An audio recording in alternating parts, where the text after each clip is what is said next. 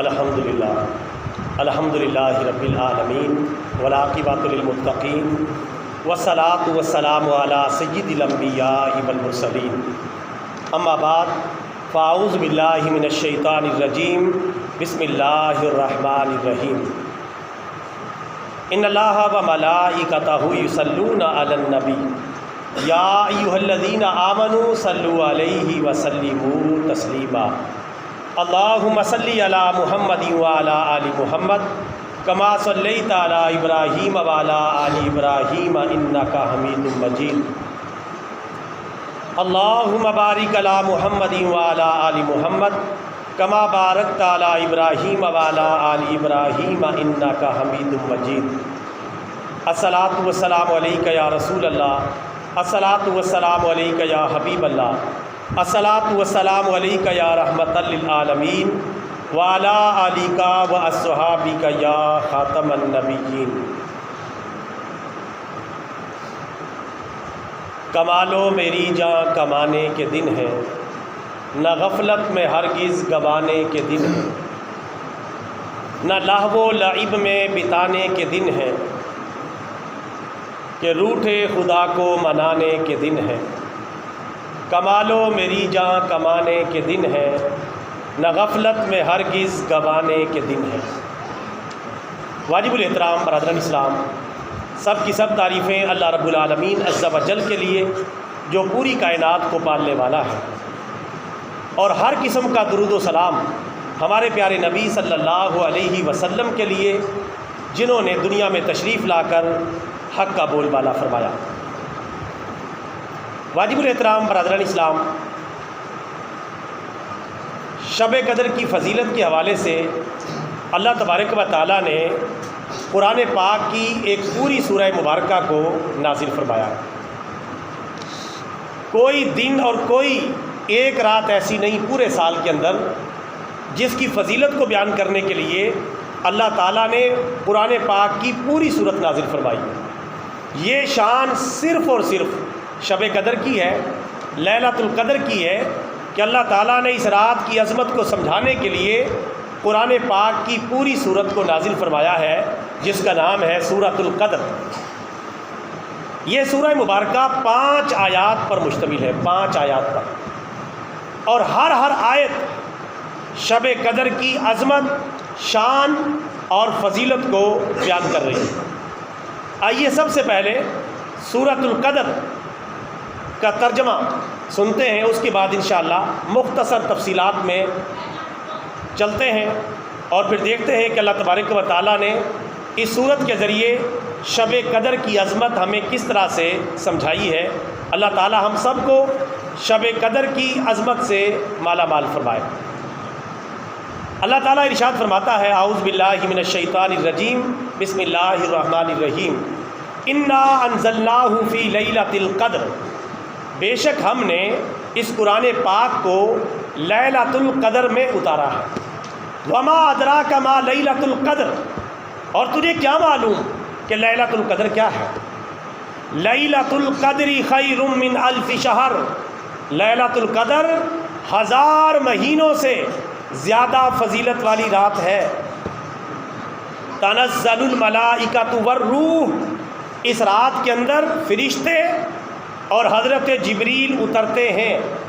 فیہا بإذن ربہم، اپنے رب کے حکم سے۔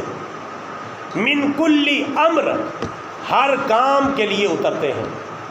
سلام ہی حتی مطلع الفجر، یہ رات سلامتی ہی سلامتی ہے، شام سے لے کر فجر کے طلوع ہونے تک۔ یہ ہے سورۃ القدر اور اس کا ترجمہ۔ آئیے ان آیات پر غور کرتے ہیں۔ آیت نمبر 1 میں اللہ تعالیٰ نے فرمایا، انا انزلناہ فی لیلۃ القدر، بے شک ہم نے اس قرآن پاک کو لیلۃ القدر میں اتارا ہے۔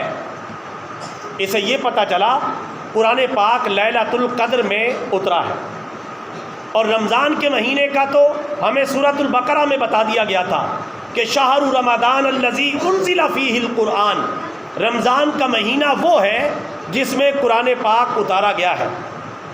یہ بات کہ رمضان میں قرآن پاک اترا ہے سورۃ البقرہ میں بتائی گئی، اور رمضان مبارک کی کس رات کو اترا ہے یہ بات سورۃ القدر کے اندر بتائی گئی۔ فرمایا انا انزلناہ فی لیلۃ القدر، بے شک ہم نے اس عظیم الشان قرآن پاک کو لیلۃ القدر میں اتارا ہے۔ یہاں سے لیلۃ القدر کی عظمت، فضیلت، مرتبے اور مقام کی علت اور وجہ بھی معلوم ہوگی کہ شب قدر کو یہ عظمت کیوں ملی، یہ شان کیوں ملی۔ یہ ٹھیک ہے کہ شب قدر کی فلاں فضیلت ہے، فلاں فضیلت ہے، لیکن شب قدر کو یہ قدر کیوں ملی، شب قدر کو یہ قدر و منزلت کیوں نصیب ہوئی، شب قدر کو یہ عظمت اور شان کیوں نصیب ہوئی، اس سوال کا جواب اس آیت کریمہ کے اندر موجود ہے۔ یہ شب قدر کو جو عظمت ملی ہے اللہ تعالیٰ کے قرآن اور کلام کو نازل ہونے کی برکت سے ملی ہے۔ یعنی شب قدر کو یہ عظمت اس لیے ملی کہ اس میں قرآن اترا ہے، اللہ کا کلام نازل ہوا ہے، اس وجہ سے اس رات کو یہ فضیلت ملی۔ تو جس رات میں اللہ کا کلام اترے اسے اتنی فضیلت ملی کہ اس کی شان 1000 مہینوں کی عبادت سے بھی افضل ہو گئی۔ تو جس سینے میں قرآن پاک اترے گا وہ سینہ بھی سارے سینوں سے افضل ہو جائے گا، چونکہ جس رات کے اندر اترا وہ رات ساری راتوں سے افضل ہو گئی، جس مہینے کے اندر اترا وہ مہینہ سارے مہینوں کا سردار مہینہ بن گیا، اور جس رات کے اندر اترا وہ رات ساری راتوں کی سردار رات بن گئی۔ اسی طرح جس سینے کے اندر قرآن پاک محفوظ ہوگا وہ سینہ بھی دوسرے سینوں سے افضل ہوگا، اور جس فرد کے سینے میں قرآن پاک محفوظ ہوگا وہ فرد بھی باقی افراد سے زیادہ فضیلت والا بن جائے گا، یہ قرآن پاک کی برکت سے۔ اور جس ذات پر یہ قرآن پاک اترا ہمارے پیارے نبی حضرت محمد صلی اللہ علیہ وسلم، تو آپ کی ذات اللہ کے بعد ساری ذاتوں سے افضل ہے۔ ہر ابتدا سے پہلے، ہر انتہا کے بعد ذات نبی بلند ہے، ذات خدا کے بعد۔ دنیا میں احترام کے قابل ہیں جتنے لوگ میں سب کو مانتا ہوں، مگر مصطفیٰ کے بعد صلی اللہ علیہ وسلم۔ تو یہ رات عظمت والی بنی نزول قرآن پاک کی برکت سے، اس رات کو شان ملی ہے۔ اگلی آیت میں آ جائیں، اللہ تعالیٰ فرماتا ہے وما ادراک ما لیلۃ القدر، تمہیں کیا معلوم کہ لیلۃ القدر کیا ہے، تمہیں کیا خبر، تمہیں اس چیز کی کیا اطلاع، تمہیں کیا معلوم، تمہارے ناقص علم کو اس بات کا کیا پتہ کہ لیلۃ القدر کیا ہے، شب قدر کیا ہے، تمہیں تو پتہ ہی نہ چلتا، لیکن ہم تمہیں بتائے دیتے ہیں۔ اگلی آیت میں اللہ نے پھر بتایا سوالیہ انداز اختیار کر کے کہ تمہیں کیا پتہ لیلۃ القدر کیا ہے، تمہیں کیا خبر، تمہیں کیا ادراک، تمہیں کیا معلوم۔ ظاہر ہے کہ ہم جاہلوں کو کیا معلوم تھا اگر اللہ نہ بتاتا۔ تیسری آیت میں اللہ تعالیٰ نے بتایا ہے کہ اس رات کی ایک جھلکی کتنی عظیم ہے۔ آیت نمبر 3 میں فرمایا لیلۃ القدر خیر من الف شہر، لیلۃ القدر 1000 مہینوں سے زیادہ فضیلت والی رات ہے۔ 1000 مہینے، 1000 دن نہیں، 1000 مہینے، 1000 مہینوں سے افضل ہے۔ اور 1000 مہینوں کو سالوں اور دنوں میں تبدیل کریں تو یہ 83 سال اور 4 مہینے بنتے ہیں۔ یعنی اس رات کے اندر عبادت کرنا 83 سال اور 4 مہینے کی عبادت سے بھی زیادہ فضیلت والا عمل ہے۔ محبت سے کہتے سبحان اللہ، کنجوسی کو چھوڑ کے کہتے سبحان اللہ۔ سبحان اللہ کہنے میں کیوں کنجوسی کرتے ہیں؟ اللہ کے دین کی باتیں ہو رہی ہیں، اللہ کے کلام کی باتیں ہو رہی ہیں، شب قدر کی عظمت کی باتیں ہو رہی ہیں، اور آپ منہ پہ 12 بجا کے بیٹھے ہوئے ہیں۔ تر و تازہ ہو جائے، خوش و خرم ہو جائے، آپ کا چہرہ گلاب کی طرح کھل اٹھے۔ اللہ تعالیٰ سے یہ لو لگائے بیٹھے ہیں، ہم تمنا لیے بیٹھے ہیں، تلاش کے لیے محو جستجو ہیں کہ اللہ تعالیٰ ہمیں شب قدر عطا کر دے۔ کہہ دو آمین۔ انشاءاللہ اللہ تعالیٰ اپنے مہربانی سے عطا کرے گا، ورنہ ہم کیا پدی اور کیا پدی کا شوربہ، ہماری کیا حیثیت، ہم شب قدر کے لائق ہوں، ہم نالائقوں کی اتنی حیثیت کہاں۔ لیکن اگر اللہ چاہے گا ہم نالائقوں کو بھی لائق بنا دے گا، یہ اللہ چاہے گا۔ اللہ کی رحمت شامل حال ہو گئی، اسی نے تو ہمیں یہ دین دیا ہے، اسی نے ہمیں یہ کلمہ دیا ہے، اسی نے ہمیں اسلام کا کلمہ طیبہ ہمیں نصیب کیا ہے، ورنہ ہمارے مقدر میں کلمہ بھی نہ ہوتا، ہم اس لائق کہاں تھے؟ جس نے کلمہ دے دیا انشاءاللہ وہ شب قدر کی افضلیت بھی ہمیں عطا فرمائے گا۔ تو شب قدر اتنی فضیلت والی رات ہے، لیلۃ القدر خیر من الف شہر، شب قدر 1000 مہینوں سے زیادہ فضیلت والی رات ہے۔ ایک رات 1000 مہینوں سے زیادہ فضیلت والی، 1000 مہینوں کے برابر نہیں، 83 سال اور 4 مہینے کے برابر نہیں، اس سے زیادہ فضیلت والی۔ قرآن کے الفاظ ہیں لیلۃ القدر خیر من الف شہر، خیر اس میں تفضیل کا صیغہ ہے، اور اس میں تفضیل کے اندر معنی فاعلیت دوسروں کے مقابلے میں زیادہ ہوتا ہے، تو خیر کا مطلب ہے باقی ساری راتوں سے اور 1000 مہینوں سے یہ رات 1000 مہینوں سے بھی کہیں زیادہ فضیلت والی رات ہے۔ اب پتہ نہیں کتنا زیادہ ہے اور اس کی مقدار کتنی ہے، اللہ تعالیٰ ہی بہتر جانتا ہے۔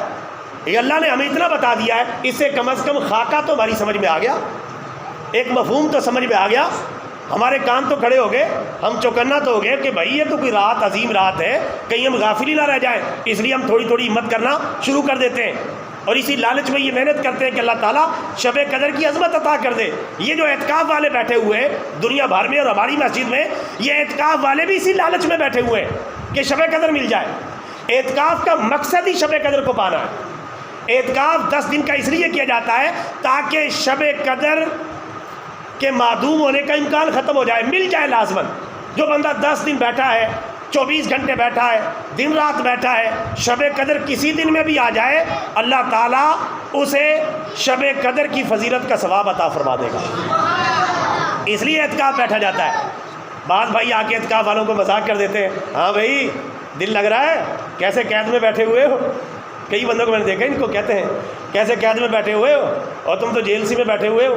یہ جو بیٹھے ہوئے ہیں نا، یہ اللہ تعالیٰ کے در پہ پڑے ہوئے ہیں، اللہ تعالیٰ کی دہلیز پہ پڑے ہوئے ہیں، چوکھٹ پہ پڑے ہوئے ہیں۔ جس طرح بندہ نے ضد کر کے بیٹھ جاتا ہے، دھرنا دے کے بیٹھ جاتا ہے کہ میں تو یہ کام کروا کے ہی جاؤں گا، یہ ناز و نیاز کے ساتھ بیٹھے ہوتے ہیں اللہ کی بارگاہ میں، یا اللہ شب قدر کا ثواب لے کے ہی جائیں گے، یہ جذبہ لے کے بیٹھے ہوتے ہیں۔ اللہ ہم سب کو بھی توفیق عطا فرمائے۔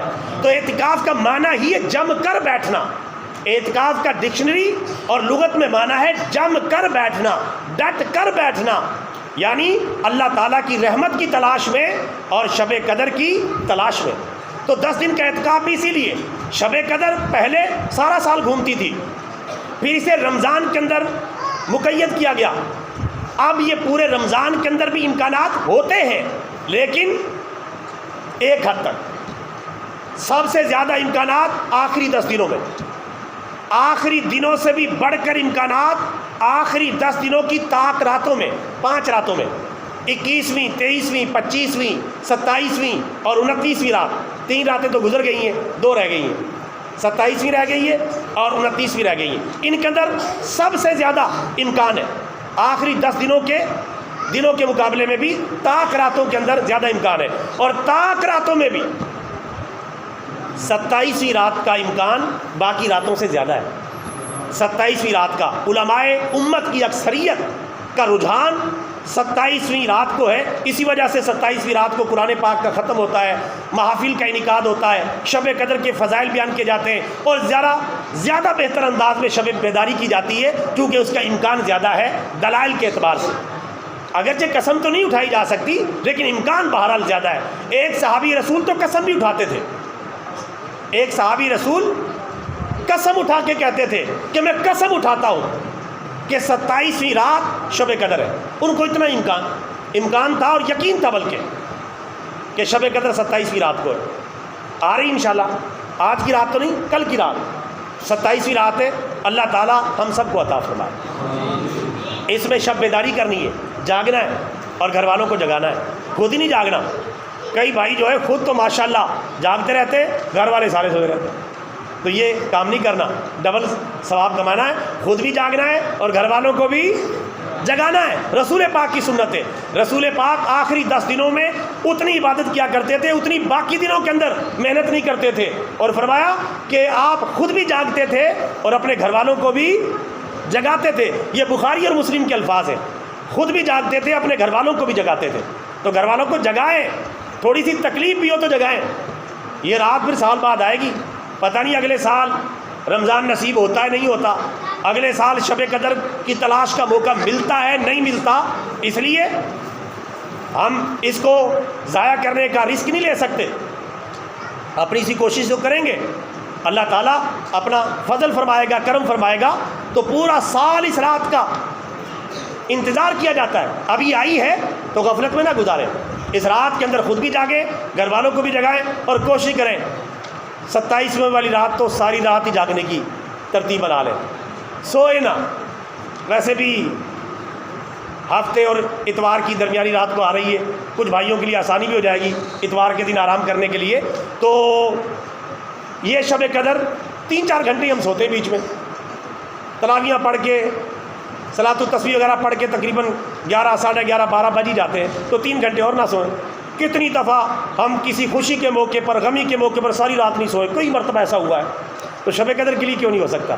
جاگیں گے نہیں جاگیں انشاءاللہ؟ اونچی آواز سے کہہ دو انشاءاللہ جاگنا ہے، اور انشاءاللہ پوری تیاری کے ساتھ جاگنا ہے۔ اچھا ایک بات اور سمجھ لیں، بڑی سمجھنے والی بات ہے، وہ بات یہ کہ صرف جاگنا کوئی کمال نہیں ہے، جاگ کر کچھ کمائی کرنا یہ کمال ہے۔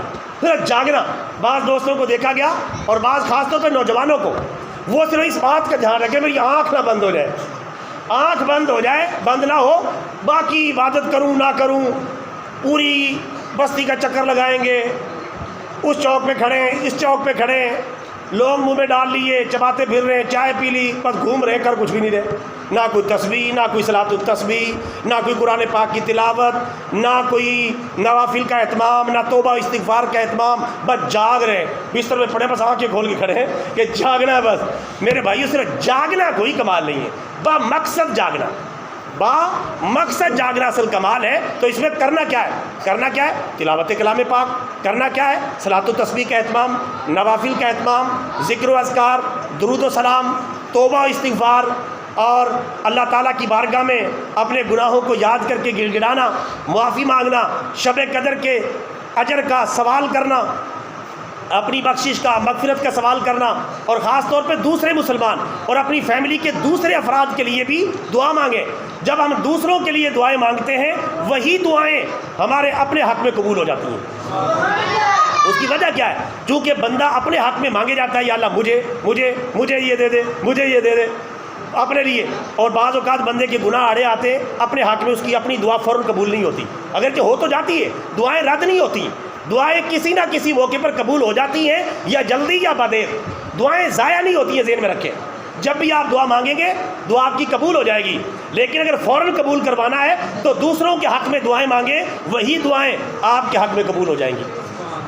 کیونکہ بعض اوقات بندے کے گناہ کوئی ایسے ہوتے ہیں، وہ آڑے آ جاتے ہیں، اپنے حق میں اپنی دعائیں قبول نہیں ہوتی۔ اپنے لیے بھی دعائیں مانگیں، ساتھ ساتھ دوسروں کے لیے بھی مانگیں، تاکہ اس طرح بھی دعائیں قبول ہو جائیں، ورنہ اللہ تعالیٰ کی رحمت کے دروازے تو کھلے ہوئے ہیں۔ پچھلی راتی رحمت رب دی، کرے بلند آوازہ، بخشش منگن والیاں کارن، کھلا ہے دروازہ، دروازہ اللہ کی رحمت کا کھلا ہوا ہے، ہر وقت کھلا ہوا ہے۔ اس لیے میری رات کی دعائیں جو نہیں قبول ہوتی، میں سمجھ گیا یقیناً ابھی مجھ میں کچھ کمی ہے، ہمارے اندر کمی ہو سکتی ہے، اللہ کی رحمت میں کوئی کمی نہیں ہو سکتی۔ لہذا میرے بھائیوں جاگنا ہے، اور بامقصد جاگنا ہے۔ آئیے چوتھی آیت، تنزل الملائکۃ والروح، اس میں فرشتے اترتے ہیں اور جبریل اترتے ہیں، اپنے آپ اترتے ہیں نہیں، فیہا بإذن ربہم، اپنے رب کے آرڈر سے اترتے ہیں، اپنے رب کے حکم سے اترتے ہیں، جاؤ فرشتوں، اے جبریل اپنی قیادت میں فرشتوں کا جھرمٹ لے کے جاؤ اور دیکھو کون کون میرے بندے شب قدر کی تلاش میں جاگ رہے ہیں، ان کے ساتھ ان کی عبادت میں شریک ہو جاؤ، ان کی دعاؤں میں شریک ہو جاؤ، ان سے مصافحہ کرو، ان سے معانقہ کرو، ان سے سلام کرو، ان کے لیے دعا و استغفار کرو۔ ہم تمہاری دعاؤں کی وجہ سے شب بیداری کرنے والے، شب قدر کے تلاش کرنے والوں کی بخشش اور مغفرت کا فیصلہ کرنا چاہتے ہیں۔ تو فرشتے آ رہے ہوں، فرشتوں کے جھرمٹ میں عبادتیں ہو رہی ہوں، تو پھر میرے بھائیوں امکانات کتنے بڑھ جاتے ہیں، آپ خود ہی اندازہ لگا لیں۔ اب فرشتے کس کام کے لیے آتے ہیں؟ آگے اس کا بھی جواب آ گیا ہے، من کلی امر، ہر کام کے لیے، ہر کام کے لیے۔ امر کے دو معنی ہیں، کام اور حکم۔ ہر کام کے لیے فرشتے اترتے ہیں یا اللہ کے ہر حکم کو نافذ کرنے کے لیے فرشتے اترتے ہیں. چونکہ یہ جو رات ہے یہ تقدیر لکھے جانے کی رات ہے. اس میں تقدیر اور قسمت لکھی جاتی ہے اور تقدیر کے فیصلے کیے جاتے ہیں, اور تقدیر کے فیصلے کرنے کے بعد فرشتوں کو تھما دیے جاتے ہیں نفاذ کے لیے کہ اس سال کے اندر یہ فیصلے نافذ کرنے ہیں. اس بندے نے مرنا ہے, اس نے جینا ہے, اس نے پیدا ہونا ہے, اس نے امیر بننا ہے, اس نے غریب بننا ہے, اس کے معاملات ایسے چلیں گے, اس کے معاملات ایسے چلیں گے. یہ تقدیر لکھے جانے کی اور تقدیر کے فیصلوں کے نفاذ کی رات ہے. تو کتنی اہم رات ہے آپ اندازہ کر لیں. دوسری جگہ اس وضاحت کو دوہرا دیا گیا ہے. اللہ فرماتا ہے سورہ دخان میں فیہا یفرق من کل امر حکیم, اس رات کے اندر ہر حکمت والا کام بانٹ دیا جاتا ہے, تقسیم کر دیا جاتا ہے. قرآن نے فیصلہ کر دیا ہے کہ یہ رات تقدیر کی بھی رات ہے اور تقدیر کے نفاذ کی بھی رات ہے. ہم سوئے ہوئے ہوں, ہماری تقدیر لکھی جا رہی ہو, ہم غافل پڑے ہوں اور ہماری قسمت کے فیصلے ہو رہے ہوں, تو میرے بھائیوں ایسا نہ ہو. ہم جاگ رہے ہوں اور تیاری کے لیے ہوں اور اللہ سے دعا کر رہے ہوں تاکہ اللہ تعالیٰ ہمارے مقدر میں وہ لکھ دے جو ہماری دنیا کے لیے بہتر ہے اور ہماری آخرت کے لیے بہتر ہے. اس لیے گھر والوں کو بھی آپ نے کھلا پلا کے جگا کے رکھنا ہے. گھر والے نہ جاگے تو کھلا پلا دیں, اچھا کھلائیں, اس دن اچھا گوشت پکائیں, مٹھائی شٹائی لے آئیں, گھر میں کھانے دیں, بچوں کو موج کرنے دیں. اسی بہانے سے جاگیں گے, شب بیداری کریں گے, سنت پر عمل ہو جائے گا. ہو سکتا ہے ہماری فیملی کی عبادت قبول ہو جائے, ان کی برکت سے ہم گنہگار بھی کسی کھاتے میں لگ جائیں. پتہ نہیں کس کی اللہ تعالیٰ عبادت کو قبول کر لے. اس لیے گھر والوں کے اوپر جو ہے کشادگی رکھیں. ساری زندگی کمایا ہے, ساری زندگی جوڑا ہے, گھر والوں کے اوپر کشادگی رکھنی ہے. رکھیں گے ہی نہیں رکھیں گے؟ گھر والوں سے یہ نہیں کہنا نہیں ہاتھ تنگ ہے, ہمت مار کے کچھ نہ کچھ اچھا کھلا کے گھر والوں کو جگانا ہے تاکہ گھر والے ترغیب کے ساتھ, محبت کے ساتھ ان راتوں کو جاگیں. تو اللہ تبارک و تعالیٰ آخری آیت میں فرماتا ہے سلام ہی حتی مطلع الفجر, یہ رات سلامتی ہی سلامتی ہے, بھلائی ہی بھلائی ہے, خیر ہی خیر ہے, اچھائی ہی اچھائی ہے. کب سے کب تک؟ شام سے لے کر صبح تک. شام سے لے کر صبح تک سلامتی سلامتی ہے. اس میں سلامتی اتر رہی ہے, بھلائی اتر رہی ہے, خیر اتر رہی ہے, اچھے فیصلے اتر رہے ہیں, سلامتی سلامتی ہے شام سے لے کر صبح تک. صبح کا کیا مطلب یہ بھی سمجھ لیں. شام کا تو پتہ ہی ہے نا, شام کا تو سب کو پتہ ہے, جس ٹائم افطاری ہوتی ہے شام کا ٹائم ہے, اور صبح کا ٹائم ہے جس ٹائم افطاری کا ٹائم ختم ہوتا ہے اس کو صبح کہتے ہیں. سورج نکلنے کو صبح نہ سمجھ بیٹھنا, سمجھ آ گئی؟ یہ جس ٹائم سحری بند ہوتی ہے صبح ختم, اس کے بعد کی جو صبح ہوتی ہے وہ دوسری صبح ہے, وہ یہاں مراد نہیں ہے. وہ جو سورج نکلنے والی صبح ہے وہ یہاں مراد نہیں ہے. یہاں مراد ہے سحری کے اختتام والی صبح. تو سحری کے اختتام پر شب قدر ختم. اب آپ کو پتہ چل گیا ہے کہ ابتدا کہاں سے ہے اور انتہا کہاں تک ہے. تو انشاءاللہ اللہ تعالیٰ سے دعا کریں, اللہ تعالیٰ زیادہ سے زیادہ عبادت کی توفیق عطا فرمائے. آخر میں 2-3 چھوٹے چھوٹے مسئلے سماعت کر لیں. ایک تو یہ کوشش کرنا ہے آپس میں لڑائی جھگڑا نہیں کرنا. مسلمانوں کے آپس کے لڑائی جھگڑے اس رات کے اندر ختم ہونے چاہیے. اس رات کی برکت سے آپس میں 2 افراد کا لڑنا, محلے داروں کا لڑنا, مسلمانوں کا لڑنا, سیاسی بنیادوں پر لڑنا, مذہبی بنیادوں پر لڑنا, یہ بڑا تکلیف دہ عمل ہے اور اس کی وجہ سے کتنی خیر و برکت اٹھتی ہے. ایک حدیث مبارکہ سن لیں. رسول پاک اپنے حجرے سے مسجد نبوی میں تشریف لائے, سیاستہ میں حدیث مبارکہ موجود ہے. آپ نے دیکھا 2 بندے جھگڑ رہے ہیں, لڑائی کر رہے ہیں کسی بات پر. رسول پاک نے ناراضگی کا اظہار کیا اور آپ نے فرمایا میں اس لیے آیا تھا تاکہ تمہیں تعیین کے ساتھ شب قدر کے بارے میں بتا دوں کہ شب قدر معین طور پہ کون سی رات ہے. یعنی ٹارگٹ کر کے, معین کر کے, انگلی رکھ کے بتا دیا جائے کہ یہ رات ہے. میں اس لیے آیا تھا لیکن 2 بندوں کو میں نے اختلاف کرتے ہوئے دیکھا ہے, اللہ کو یہ عمل ناپسند ہوا تو شب قدر کی تعیین میرے ذہن سے اٹھا لی گئی. شب قدر کی تعیین اٹھا لی گئی 2 بندوں کے اختلاف کی وجہ سے, ورنہ شب قدر معین ہو جاتی کہ یہ رات ہے, کنفرم یہ رات ہے. اگر اس میں بھی ہمارا تو فائدہ ہی ہم جیسے گنہگاروں کا, چونکہ اگر معین ہو جاتی اس میں کوئی بندہ گناہ کرتا تو اس کی شامت بھی آ جاتی. پھر جو نیکی کرتا اس کو ثواب بھی بہت ملتا. معین تھی, پتہ تھا, جان بوجھ کے جو بے حرمتی کرتا اس کا پھر عذاب بھی بڑا سخت ہوتا. اس میں بھی اللہ کی بھلائی تھی. بہرحال اٹھا دی گئی تعیین. کس وجہ سے؟ کہ 2 بندے لڑ رہے تھے. 2 بندوں کے لڑنے کی وجہ سے شب قدر کی تعیین اٹھا لی گئی ہے. سیاسی اور مذہبی بنیادوں پر مسلمان کثیر تعداد میں لڑ رہے ہوں، وہاں کتنی برکت اٹھا لی گئی ہوگی۔ دو مسلمان ملک آپس میں لڑ رہے ہوں، ایک مسلمان ملک کے مسلمان آپس میں گتھم گتھا ہوں، کتنی برکت اٹھا لی گئی ہوگی آپ اندازہ کر لیں۔ اور پھر جہاں سارے مسلمان آپس میں لڑ رہے ہوں اور اپنے غزہ اور فلسطین کے مسلمانوں کے لیے کچھ نہ کر رہے ہوں، کتنی برکت اٹھا لی گئی ہوگی آپ اندازہ کریں۔ جب دو بندوں کے اختلاف کی وجہ سے اتنی برکت اٹھا لی گئی تو باقی اب کتنی برکت اٹھا لی گئی ہوگی۔ آج دیکھیں ہر جگہ جھگڑا، فساد، مذہب کے نام پر، سیاست کے نام پر، ملک کے نام پر، معیشت کے نام پر، کسی اور نام پہ جھگڑا ہو رہا ہے۔ دیندار طبقوں کے اندر سوشل میڈیا بھرا پڑا ہے فضول اختلافات سے، سیاست ہماری بھری پڑی ہے فضول اختلافات کی وجہ سے، چند ووٹوں کی خاطر ایک دوسرے کی عزت اچھال رہے ہیں، ایک دوسرے کی پگڑیاں اچھال رہے ہیں۔ وہ مسائل جن میں امت مسلمہ کا کوئی بڑا اختلاف نہیں ہے، مذہبی طبقے کے غیر ذمہ دار افراد ان مسائل کو اجاگر کر کے مسلمانوں کو آپس میں لڑا رہے ہیں، اور یہ بڑا خطرناک کام کر رہے ہیں۔ اللہ تعالیٰ فرماتا ہے وَاعْتَصِمُوا بِحَبْلِ اللَّهِ جَمِيعًا وَلَا تَفَرَّقُوا، اے مسلمانوں سب مل کر اللہ کی رسی کو مضبوطی سے تھام لو اور فرقوں اور جماعتوں میں نہ بٹو۔ تو میرے بھائیو یہ برکت اٹھ رہی ہے۔ اللہ تعالیٰ ہمیں جو بڑے مسائل ہیں، اصل مسائل ہیں، امت کا سب سے بڑا مسئلہ اس وقت مسجد اقصی کی حفاظت ہے اور غزہ اور فلسطین کے مسلمانوں کی آزادی اور رہائی ہے، اس کے اوپر آنکھیں بند کر کے بیٹھے ہوئے، ستو پی کے سوئے ہوئے اور گونگے بہرے بن کے بیٹھے ہوئے اور آپس کی لڑائیوں میں بڑے شیر ہیں ایک دوسرے کو مارنے میں۔ اللہ امت کی اصلاح فرمائے، اللہ تعالیٰ امت مسلمہ کو صحیح راستے پر چلنے کی توفیق عطا فرمائے اور مسلمانوں کے سیاسی اور مذہبی جھگڑوں کا خاتمہ فرمائے۔ برادران اسلام، آخر میں یہ مسئلہ چونکہ 2-3 دن رہ گئے، اس کے بعد عید الفطر آنے والی ہے، بدھ کو امکان ہے، جمعرات کو کنفرم عید ہے، تو اس کے حوالے سے تیاری کریں۔ اب جمعہ رمضان کے اندر دوبارہ نہیں آئے گا، صدقۃ الفطر اپنا بر وقت ادا کریں۔ صدقۃ الفطر کی مقدار 300 روپے فی کس ہے، تو 300 روپے فی کس کے حساب سے صدقہ فطر اپنا ادا کریں، اور جو ہے اگر 5 افراد ہیں تو 1500، 6 افراد ہیں تو 1800 روپے صدقہ فطر ہے۔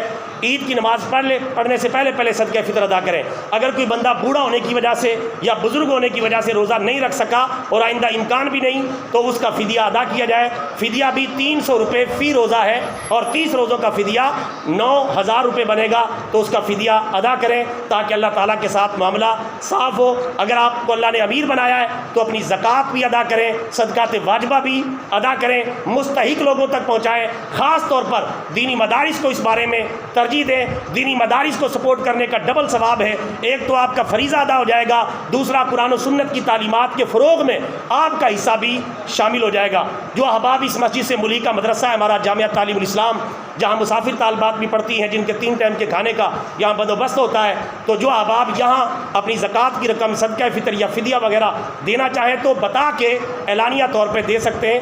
عام فنڈ کے اندر اس کو شامل نہیں کرنا کیونکہ اس کے مصارف اور ہیں، لہٰذا جو بھائی دینا چاہیں ادھر جمع کروا سکتے ہیں، اور اگر کسی اور جگہ دینا چاہیں تو وہاں ادا کریں، لیکن صحیح جگہ اور صحیح مستحق افراد تک جو ہے اپنا صدقہ فطر پہنچائیں اور عید الفطر سے پہلے پہنچائیں۔ اللہ تعالیٰ سے دعا ہے اللہ تعالیٰ ہمیں شب قدر کی عظمت سے مالا مال فرمائے، رمضان مبارک کے اختتام سے پہلے ہم سب کی بخشش اور مغفرت کا فیصلہ فرمائے، آمین۔ وما علینا الا البلاغ المبین۔ ایک اعلان بھی سماعت فرمائے۔